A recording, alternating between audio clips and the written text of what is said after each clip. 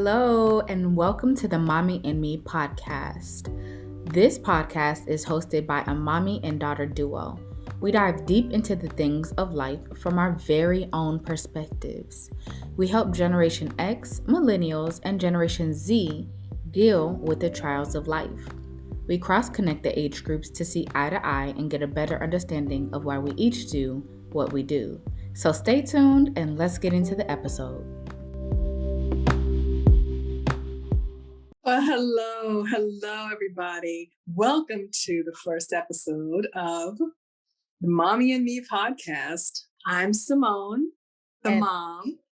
I'm Nicole, the daughter.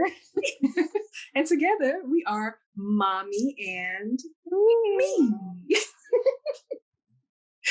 Okay, so how you been, darling? You been good? Yeah, I've been good. Just went to the park with Jace this morning and actually got to teach him something and he paid attention. Nice. Oh, he's getting to be so big.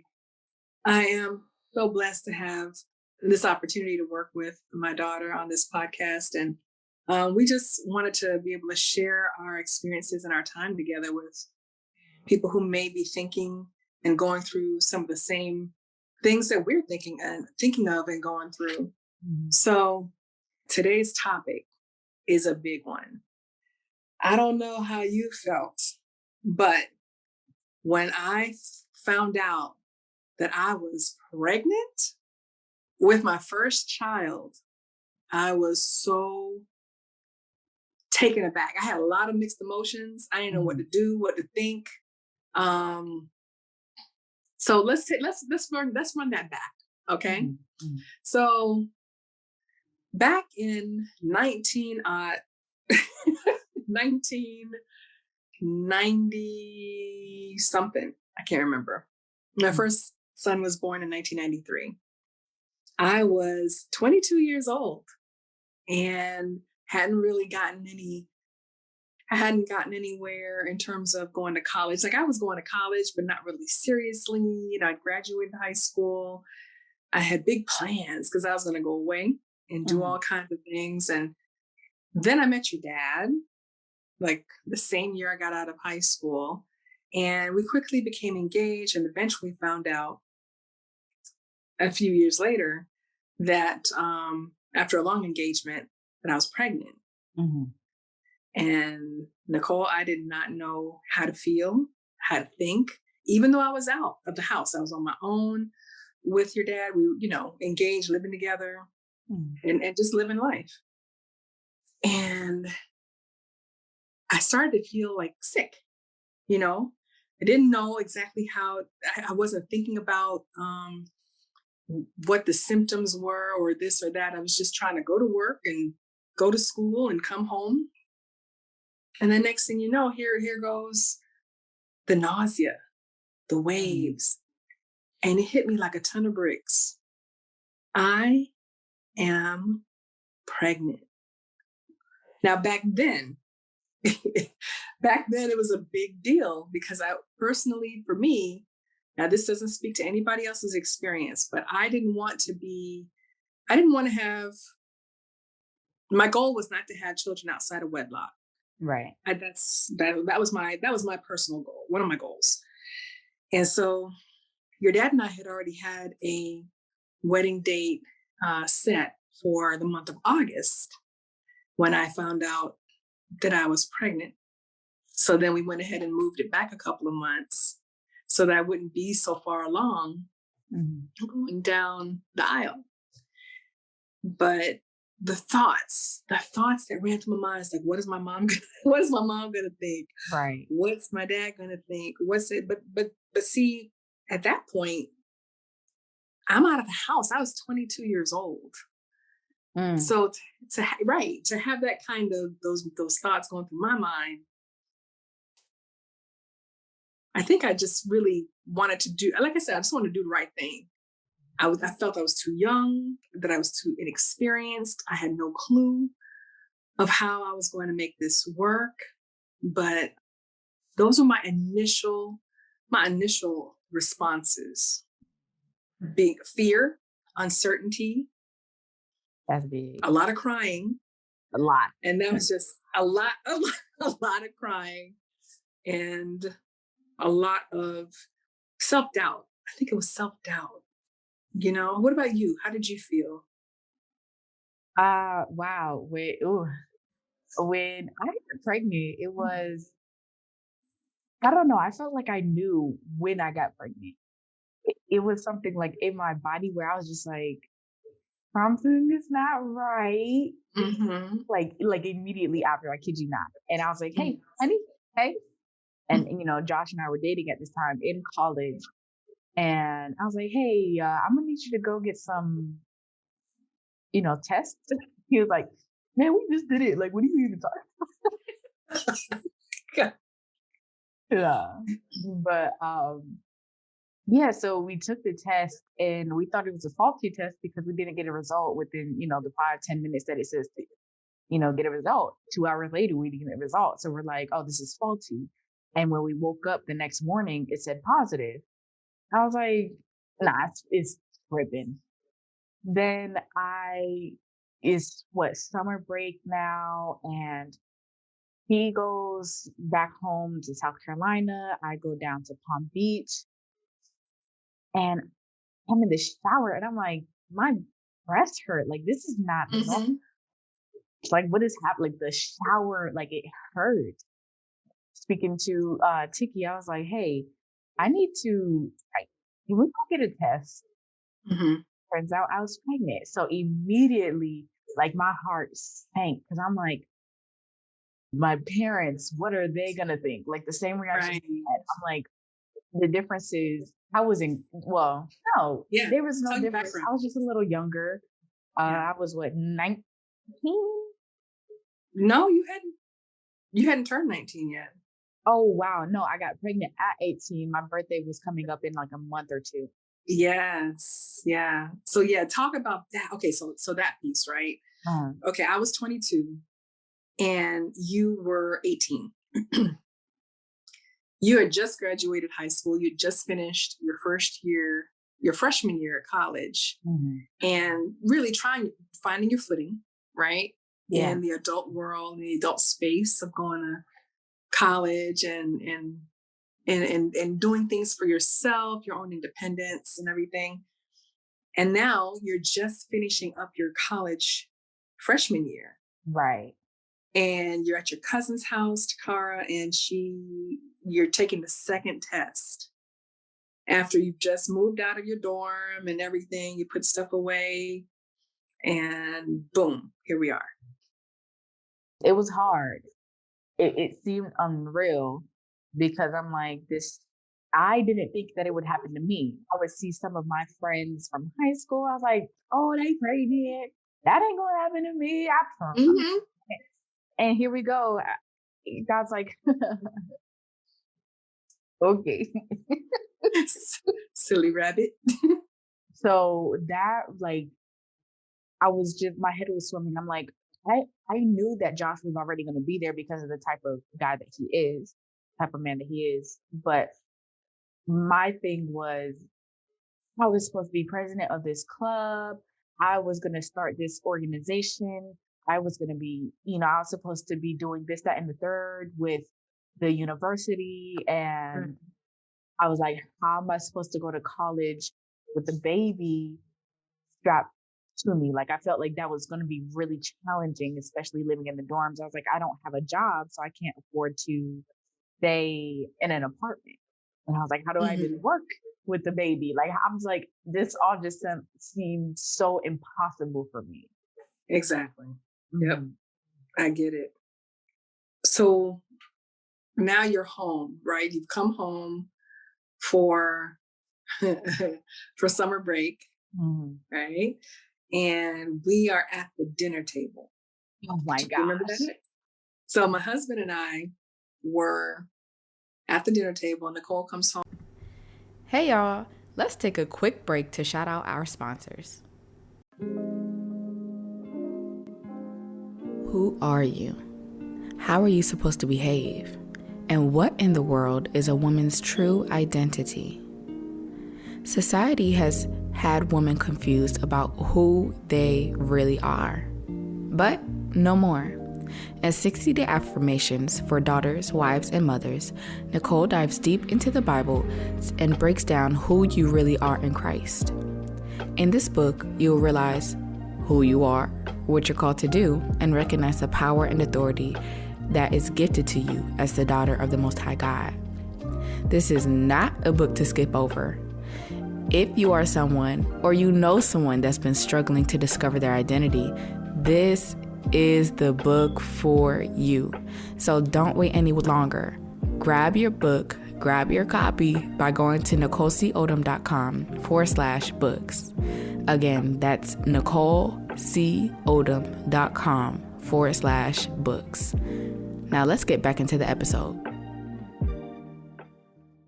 With one of her brothers, and they're hanging out, and I can sense something was not right with you. Yeah. Because you were, I can tell. I just can tell when my daughter has something on her mind, and you just looked at us, and I was like, "You okay?" And you gave me this little half smile, nervous. You were so like a little mouse, just shivering. And before you said it, I knew it. And your brother wasn't in the room. He had left. So it was just my husband, Steve, you, and myself sitting at the table. So then I said, "All right, Nikki, what's wrong?" And you said, "I have something to tell you all," with tears in your eyes and a trembling voice. What did you think we were going to say or do? What did you say, first of all? What did you say to us? I don't remember. You don't remember because you were so nervous? Yeah. You said, and now it's not verbatim because, of course, I'm not going to claim that this is exactly what you said, but you were like, "I'm pregnant." And you just broke down crying. Yeah. And I just sat there. And I'm thinking, my Lord, not again, is honestly what I thought. Mm-hmm. Because I didn't want the repeated cycle of struggle. Right. For you, I asked you, and this is no condemnation. Let me just be clear with the listeners. I'm not condemning my daughter. I'm just going through what my mindset was at the time. Mm-hmm. And just to be clear to you too, honey, I'm not condemning you because I'm so grateful to have Jace right now. Right. I just didn't want you to have to experience any type of undue struggle as a young parent when you were just on the precipice, on the cusp, of getting into your womanhood, of finding out who you are, of growing into who God has brought you into this world to be. And you were doing so many, great works on campus and getting recognized, getting involved, and coming out of the teenage shell. Right. Or the teenage protective type of mode that you were in. Mm-hmm. And I saw you, blossoming. You had gotten involved with some really great organizations on campus, hosting events and doing all those things. So all of those things came to my mind at one time, and it brought me back to where I was when I found out I was pregnant. Yeah. Wow. Now the difference is you were able to go away to college, whereas I hadn't yet stepped into that arena. I started working. Mm-hmm. And, once you start making money, or a little what you think is money, It's like, okay, do I really want to give that up and go back to school?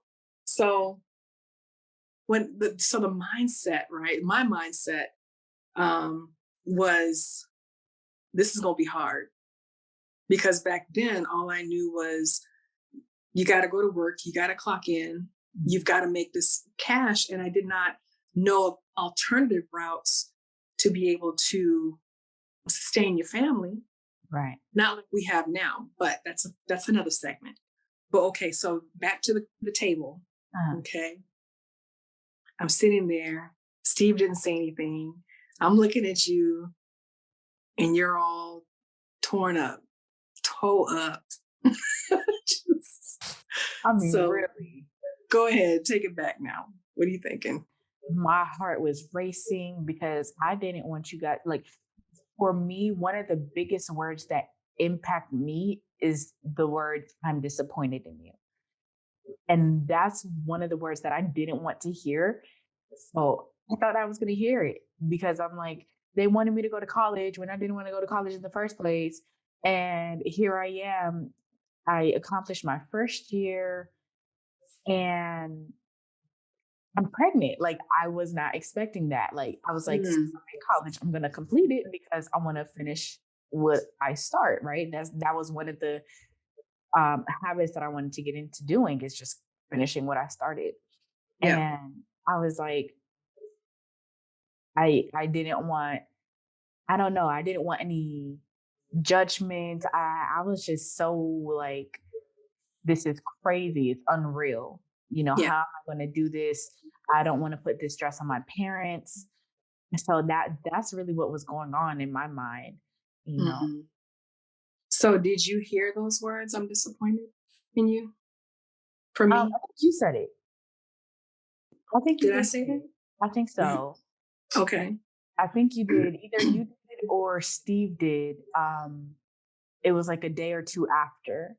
Like, I was just Mhm. sitting on the couch and somebody, I don't remember if it was you or Steve, but they're like, we're just a little disappointed, you Yeah. know. Okay. I don't recall if I said that or not, Mhm. because the thing is, I wanted you to know that I was hurt because of all things I asked you not to do. That was the biggest thing, Right. right? Right. And she's like, I was don't get like, pregnant. Don't don't get get pregnant. Don't get pregnant. I can't control what you do. When you're off to college, it's a reality. That's when parents have to, and parents need to get to a point where they can trust their children to make the right call in the right moment. And even if the children are going to do something that you don't necessarily agree with, be safe with it, or protect yourself from the ramifications that can be lifelong impacts on their life and everybody around them. So, with me just saying don't get pregnant at that point, it was because I really wanted you to find you and find your way. And before you had to worry about taking care of someone else, because yet again, this is for another segment. Yeah, another episode for sure. Oh my goodness, another episode where it's a lot. Mhm. Just being a parent is a lot. If I did say I was disappointed, and I don't recall, and I know you can't either, it was solely because I just wanted to protect you from Right. that, you know, and that was something else. Now, when I told my parents back in the day, they were like, "Oh, all right, No, okay. good luck with that. No, it's great," because I was already out of the house. Right. I left the house when I was 19. I moved in with your dad, and because we were engaged, again, I got engaged rather quickly after high school. But again, we had an extended relationship or extended engagement. Mhm. And, at that point, my parents loved me, but there's nothing they can really do for me with that regard. Right. So it was a little different back then. It's like you're already out of the house. So what did you expect? Almost, Right. you know. And however, they were very supportive, um, throughout and even beyond and even up till now. Mhm. They're very, very supportive. It's that initial I am pregnant was a whirlwind. It's like you just don't expect it, sometimes. Mhm. And I mean, you what's that saying? If you're not old enough to care for a child, you shouldn't be having sex anyways. Yes. It's Yes. true. Yeah. My dad used to say, yeah, because it's challenging. So my dad used to put it in this way. And I think it was about me, the way I talk back sometimes, and just getting sassy as I'm getting older, or making comments on things that I probably had no business making comments on. But the thing is, he said it was your mouth is going to write a check, but your body can't cash. Mm. Okay, so that means you out here talking a good game, and now your body's going to have to come and do what it's got to do. But now you're going to have to pay up, right? Right. You can't We be went out, we had sex, we talked good, mad, cash, trash. Ooh, baby, I'm gonna do it to you in ways that's gonna blow your mind. And then we okay, and then here we go, just as pregnant and crying. So our mouths wrote checks that our bodies couldn't cash. right. So, but man, that was a weird analogy. But anyway, you get the point. So And my thing is now, what advice can we give those who just found out that they're pregnant, right? yeah, They college or maybe even in high school. Their circumstance is they may not have supportive parents like how we have. They may yeah, not have the right environment for their children. They may yeah. not, like, these are the things like what exactly can we advise them to do? Because that's challenging.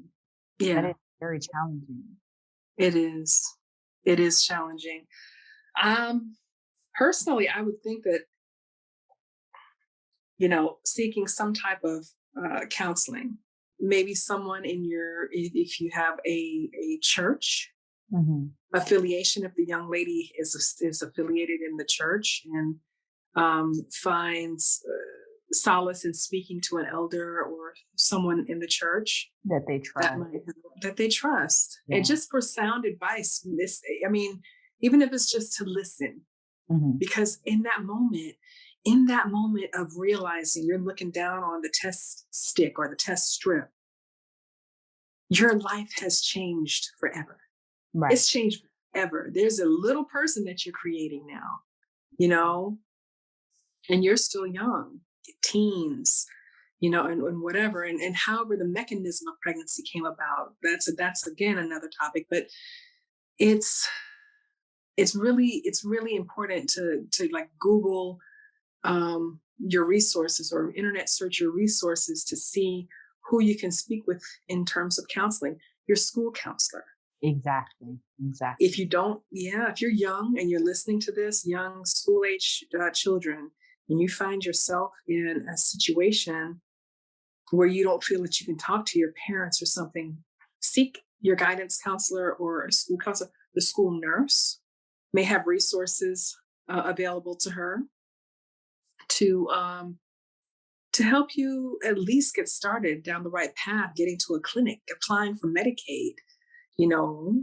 And I would say, like, one thing is be careful who you speak to, though. Be Mm, careful, like, with your friends who may not have experience what you're experiencing. They're mhm. not always going to give you the sound advice that you need. Good Um, point. so I feel like that's very important. You may have one or two friends that you can actually trust who will give you wise counsel, but if your friends are drama filled or they're like drama magnets or fighting magnets or whatever the case is, don't be careful. I would advise you just Mm, not to tell them. Why? Because you have to be careful about who you're telling your secrets to. Um, yes. and especially if they're drama magnets, they're probably going to gossip, and it'll just cause more stress on you than Yes. what you need. It's I, true. yeah, I think that's really important because you have to be careful. These babies need to be protected, and if you're stressing, find a way to relax. Take bubble baths, go for walks, do something. Mhm. Journal, paint, do art, play basketball, like something that Take a shower. take a A nice shower. hot shower. It's amazing what a rejuvenating shower. I mean, if you have facilities, and I'm not being funny with that. I'm saying some people may not have facilities, but find a way to cleanse yourself, and it will help cleanse your mind and Right. and clear up some thoughts. Maybe even write down your thoughts. If you Yeah. can't if you can't articulate to someone, write it down and Mhm. write down what you're feeling. I was going through something at one point, and my mother told me to write a letter write a letter to God and let him know what you're going through. Mhm. And I did. And at least I was able to transfer those heavy thoughts from burdening my mind Yeah. onto paper. And it was a relief. So if you're out there and you're challenged with something, it might not be pregnancy or something, write it down and get those thoughts off of your mind, and then seek help from a trustworthy source. Right. I think Yeah. that's definitely the first step. And if you're not sure that you can talk to your parents directly, write it Yeah. down and leave them a note, and just trust that everything's going to be okay. There Yes. are many resources out there. I don't know all of them, but like resources where ladies can get help and, all this other stuff. And if you're in college, there's ways. People go to school with their children. They talk to Yes. your administrators, you talk to housing Yeah. administrators, you talk to housing, and you see like what housing units they have available for people who have families. Because I know as Mhm. adopted they had. So, My good. Tell me about, girl. oh my Listen, y'all, my daughter, oh, she struggled. That poor baby. She struggled. So tell me about, you were working in a daycare. Now, don't mention the name, but you were working in a daycare as a teacher. yeah. And you're around these little 3-year-olds all day, dealing with morning sickness around 3-year-olds. Okay, so tell me about that. How did that experience go? Did you ever think it would end? I knew it would end because I don't work for people. Oh no, I'm talking about nausea, girl. Yeah. The morning sickness. The morning sickness. Yes. In morning sickness. No, I thought it was going to last the entire pregnancy. What was it? When did it begin? I think it began in like my second or third month of pregnancy, and it lasted for so long. It did. I felt like I was like, yo, I am throwing up everything. I couldn't eat leftovers, and that was like the Mhm. hardest thing. 'Cause I'm like, I want this chicken from like, why can't I eat this? Maybe it was too greasy. I don't know. But Mhm. every moment I just felt like I couldn't get up. I couldn't Yeah. go for a walk. If I was sitting in the car for too long, I would get nauseous and I would want to throw up. And sometimes I'd have to hold it back if I could. But that was really hard because I couldn't go out to eat. Remember when we went to Kiki's? Oh yes. I was Kiki's I couldn't eat my breakfast food. cafe or something. Yeah, you Yeah, I couldn't eat it. Mm-hmm. couldn't eat my food, and I was like, "Yo, this is trash. Get him out of here!" Like, Let me give birth already, and you weren't even out of your first trimester yet. You exactly. were already done with it. But yeah, and you lost weight, I lost a and lot of weight. And even with working, that was hard too because you have these 3-year-olds who don't understand. They're like, "Oh, you have a baby in your belly? Oh my goodness, can we see it?" And I'm like, "How are you gonna?" But it was challenging because some days I would wake up just vomiting all throughout the night. Then I have to get up and put on this face and Mhm. because they're kids, so they don't understand.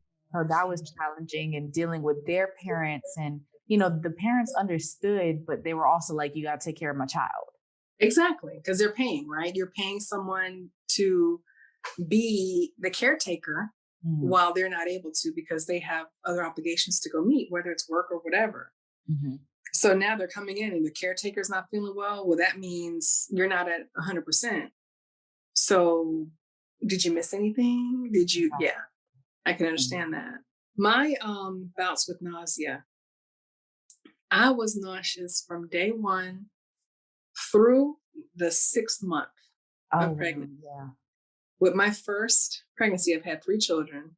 With my first pregnancy, they had to hospitalize me twice because I was so severely dehydrated and had lost so much weight.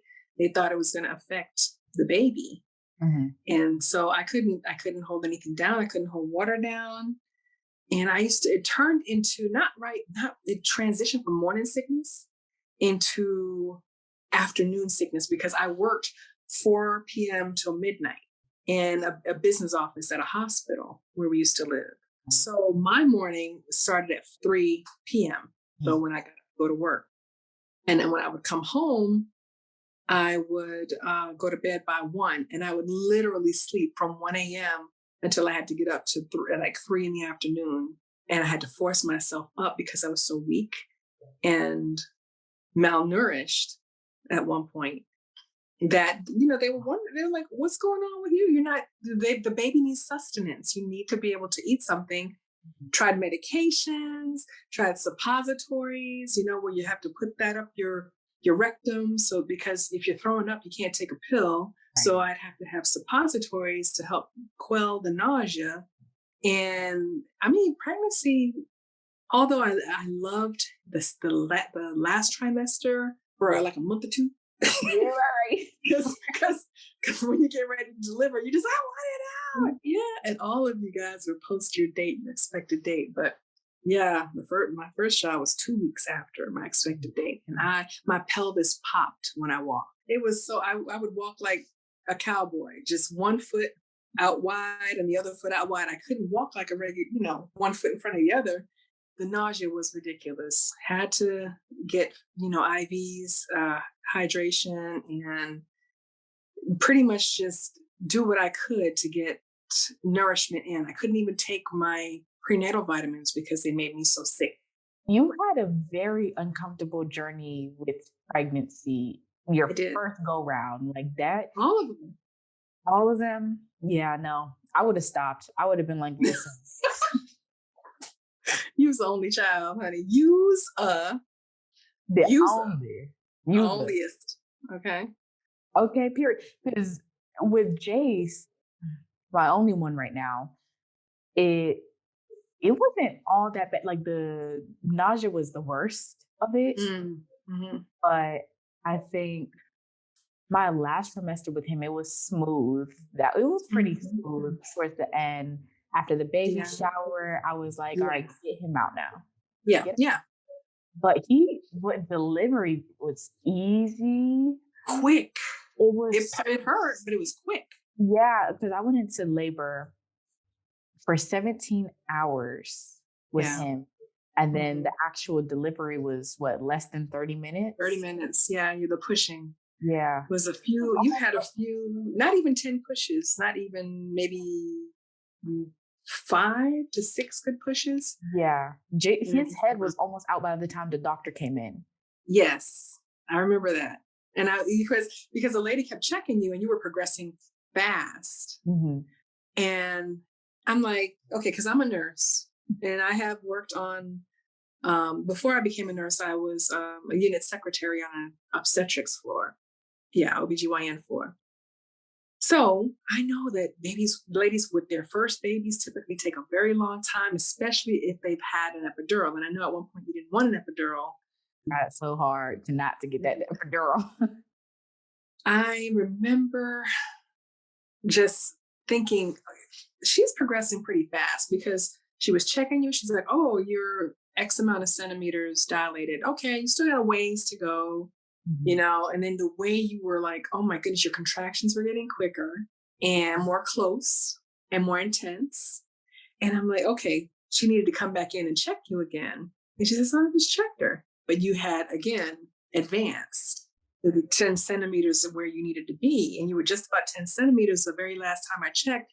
And she literally had just walked out the door. She walked out the door. It hadn't even been 3 minutes, 5 minutes. And I said, no, I got to call. Nurse, can you please come check her? And that's when Jace's head was right there on the perineum. Yeah. And she's like, oh, she's like, we better get the doctor. And you were trying your best. She was like, don't push, don't push. And you're like, what? Well, you didn't say that, but your face was, oh my gosh. So everybody rushed in. They set up the whole room, broke the bed down, and when the doctor walked in, he washed his hands, they gowned him, gloved him, and he went down in for the catch. Literally. Yeah. He just caught him, and then that beautiful baby was crying, and then mommy was crying. I was trying not to cry, but I cried. Okay, It was everybody was crying. just crying. No, it Because was a even beautiful. when the doctor came in, he was like, "How?" Oh, what? Exactly. They're all just strolling, and as soon as Yeah. he saw, he was like, "Oh, Oh, yeah, because he came to see you first. He walked over to you, and then he saw Jason's head, yeah, the crown of his head with all that hair, that baby. yep, that baby has so much hair." So he went and he scrubbed in and got gowned and gloved and sat on the stool and did what he had to do. And there you Right. go. But Now, that was pretty cool to being able to experience actually pushing it. mhm, My personal experience wasn't that bad, even though I almost ran out of epidural as I was mm, late as I was delivering him. But mhm. how was it for you with your C sections and that recovery process? I know it's a longer recovery process with that. Okay. So I did have 3 C-sections. I labored with my first 2 because they wanted to see if I could go ahead and do a vaginal delivery. So a C-section, if you don't know what that is a cesarean section where you have to go to the operating room and they have to take the baby out by making an incision in the lower part of your belly. So with my third child, I scheduled hers because I said I'm not going through that again. I'm not going through that. I picked her birth date and went and got my hair and nails done and went ahead in night before. I had my reservation, but we'll talk about that. But anyway, the first time I labored with your brother Brandon, I was in labor over 30 something hours. Wow. And yeah, the Pitocin, the drug that they use to be able to intensify the contractions to be able to move the baby down into the birth canal was at double the normal rate that they normally would use. And my contractions were mild to moderate. So it wasn't really doing what it was supposed to do. And since the amniotic sac had been ruptured, now we're running risk of that protective barrier being gone. We didn't want the baby to get infection and all of that after being exposed for so long, but really still inside of me. Right. So now we were at the point where I didn't have much fluid left. They're pushing down with the Pitocin, and it's causing my baby to be in distress. His heart rate started to dip, Oh no. and I started to get fatigued. So then they had to call the doctor in and say, okay, let's get the OR to book the OR stat now because the baby's in distress. So I had the epidural on board, and the doctor didn't think it had to do with the epidural because it's just the way my body is, my body. Everyone is different. We went to the operating room and your dad was with me. So with the epidural, it serves as a block for you to be able to still be awake and talk and all that. But technically, you can't, it blocks out the pain receptors so that you can push effectively and all that. So it was an emergency. So they brought me to the OR, got me on the table, sterilized my area, prepped and draped me. And he was in a lot of distress at this point. So the doctor went ahead and said, I got to go in. He localized the area with numbing agent, lidocaine or whatever he used. Mm-hmm. So he made some injections along the lower part of my belly and he kept touching with the scalpel. Can you feel that? It's like, yeah, I can feel that. And I'm in pain, the contractions. It's like, okay, how about now? How about now? And like, doctor, we need to get the baby out. Yeah. Okay, I got to go in. Slice. I felt everything. Oh my, no. I felt everything. I screamed. So in the OR, you have your arms strapped. They're Velcroed to the arm boards. Yeah. Okay. They are Velcroed to the arm boards. So for your safety, so that you don't fall off or you don't. I pulled my arms out of the Velcro straps and snatched down the drape, trying to get to him to stop. Oh my I'm like, God. I feel it. Your dad didn't know what to do. I was screaming, I was crying. And so they had to put me to sleep and put a tube in my mouth. So I had to be intubated. Yeah. But I felt him go through the layers of skin. And the reason is because my epidural ran out and they hadn't had the replenishment. They didn't have the bag. Oh my They're goodness. waiting for the bag, but they couldn't wait. They had to move forward because the baby was in distress. Yeah. And so he thought giving me a lot of numbing agent would be able to be sufficient for what we were doing. And That is traumatic. it's traumatic. And you know, I went back a couple more times and had y'all. It was so nerve wracking. I don't remember anything else, but I do remember.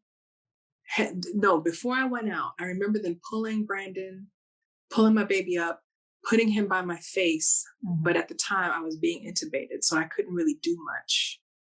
Afterward, I was able, went back to my room and everything, and was very lethargic, very, very, yeah, and in a lot of pain. So the recovery, you asked me about the recovery, was hard because, well, let me qualify that by saying it was hard in the sense that my belly was cut transverse, straight across, going straight across, low incision.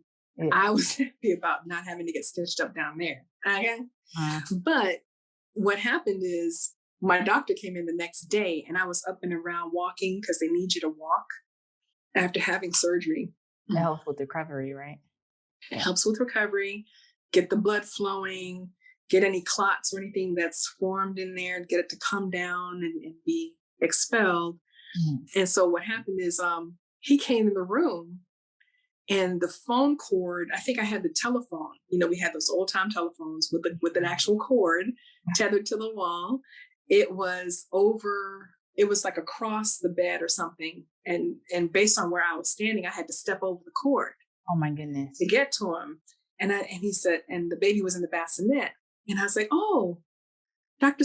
So-and-so, you're here. He said, yeah, I'm here. How are you doing?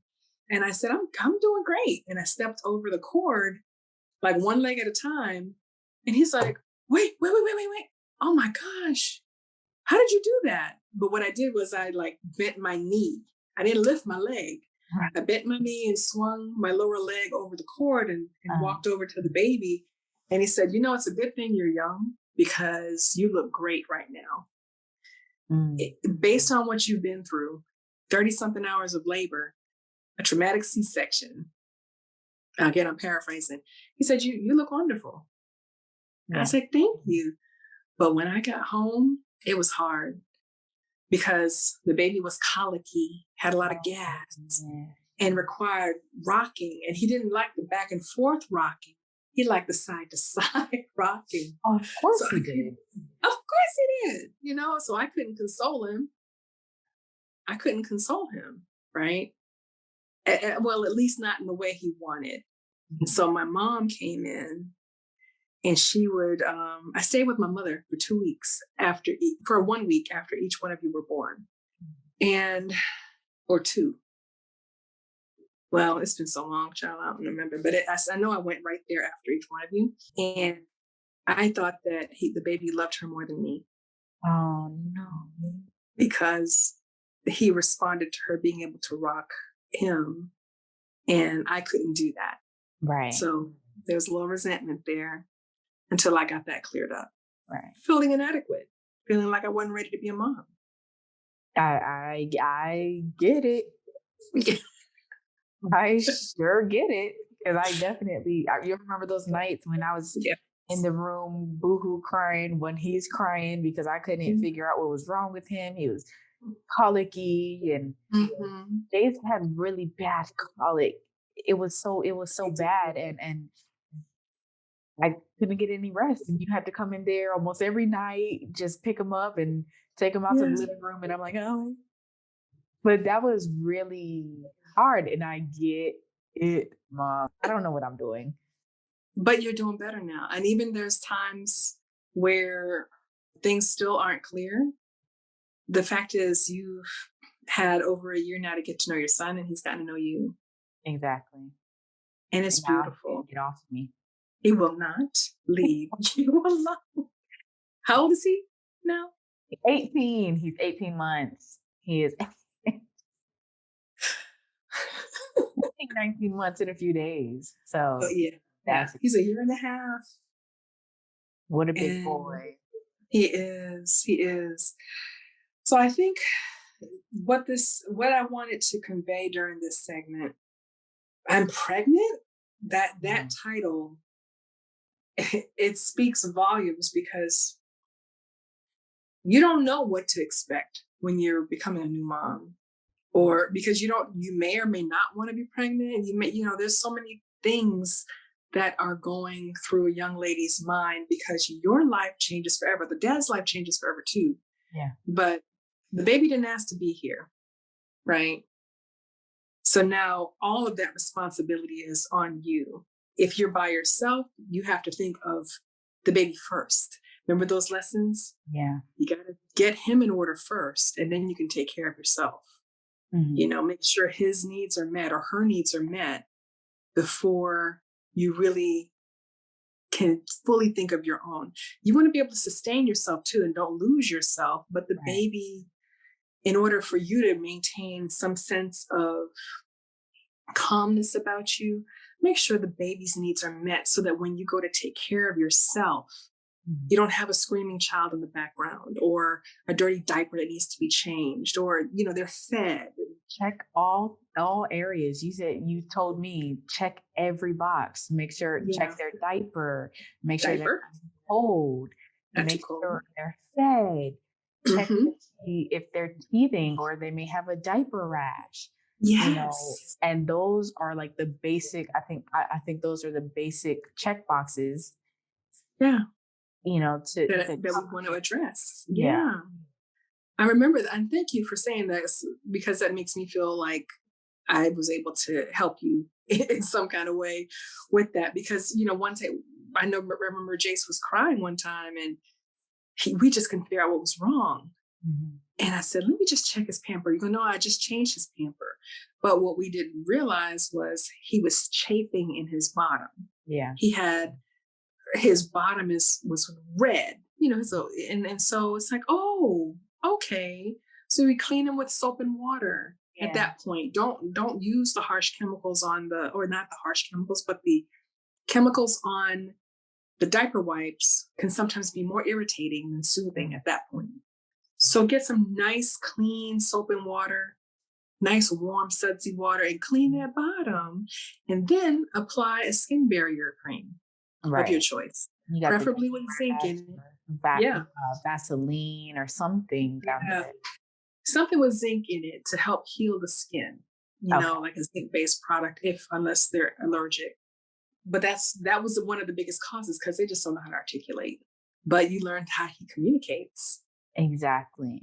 So I Yeah. think my advice for pregnant mamas, new mamas, mamas of, just be patient. Hmm. Understand that it's it's okay. It's not the end of the world when you get pregnant. It actually, even though it may feel like you're being detoured, it's actually going to get you in alignment to your own path and your own journey. Yep. You're going to figure out how to live life the way that you need to live life, Hmm. Hmm. and that's one of the lessons that I've learned since I gotten pregnant is he actually didn't take me off track. He actually got me back on track. Ooh, that's good. That is really good Yeah. because he was able to help you focus. Yes.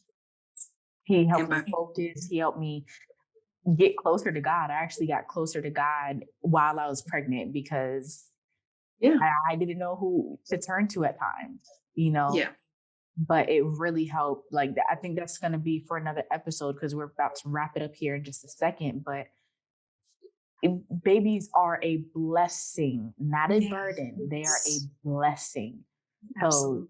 I would just say to cherish it, to cherish the moments, to cherish the time that your child is in your belly, because I'm like, I miss that time of being pregnant at times. I'm like, wow, that was Mhm. such a beautiful moment. Like your body is literally creating a whole nother being.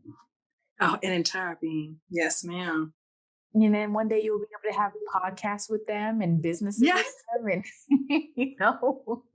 that's right. That's right. And I'm so blessed to have you, baby. I love you. And That's thank you for this venture. This is awesome. Talking about I'm pregnant with my daughter. Oh my goodness. Who would have thought? Until next time, podcast listeners, be good, be safe, take care.